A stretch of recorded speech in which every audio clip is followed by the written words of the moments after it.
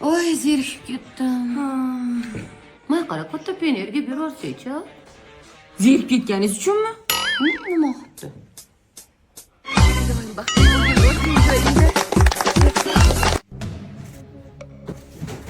Ana, sen uyga zarar keltirish boshlading. Endi seni aniq uzatib yuboraman.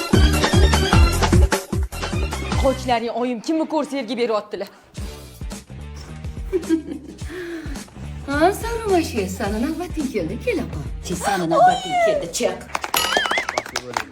Oh, to'xtachi. Oh, bu yetib qoldi-ku. Ketdik yerga.